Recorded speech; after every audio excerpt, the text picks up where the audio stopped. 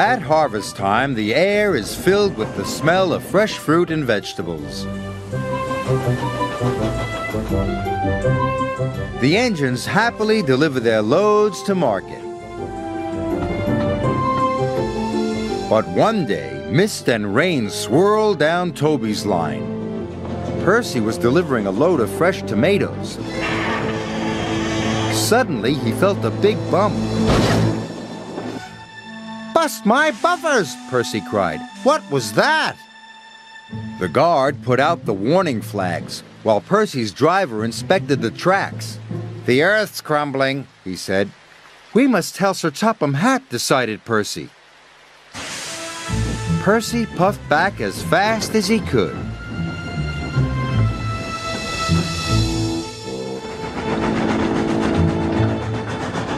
"I've got important news! The tracks on Toby's line are wobbly."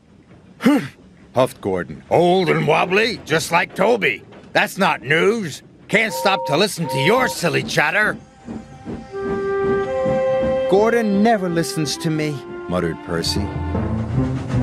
Next, he spoke to Sir Topham Hatt.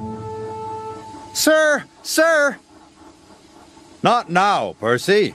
Thomas, you ought to collect the prize bull. He's at the farm on Toby's line." "Yes, sir." "But those tracks are wobbly," cried Percy. "They are safe enough," said Sir Topham Hatt. "Bye, Percy." "Nobody ever listens to me." Thomas was carefully chuffing through the rain.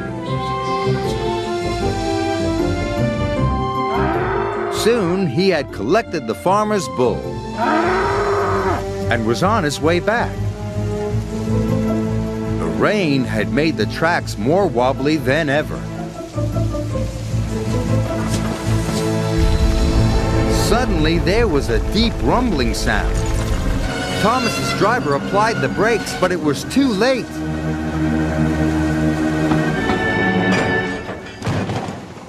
"Cinders and ashes!" cried Thomas. "We're stuck!" And they were.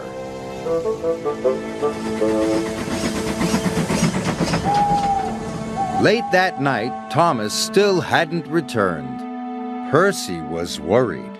"Thomas is in trouble," he said. Gordon and James took no notice.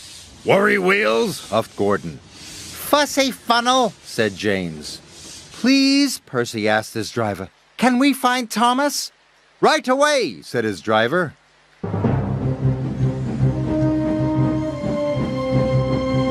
Percy was nervous, but his lamp shone brightly in the dark. The tracks creaked and wobbled, but Percy pressed on.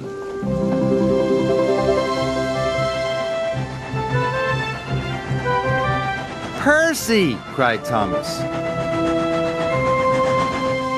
Thomas was very happy to see his friend. "I'll have you out of there in no time," said Percy. Percy puffed and pulled and pulled and puffed. And finally, Thomas and his driver were free. "Oh, thank you," said Thomas. "I'm glad to be useful," smiled Percy. It was dawn before the track was cleared. Then Percy and Thomas made their way back home.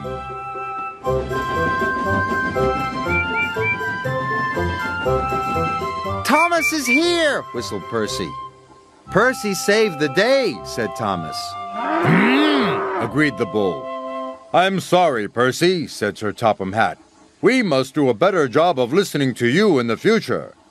Percy was pleased.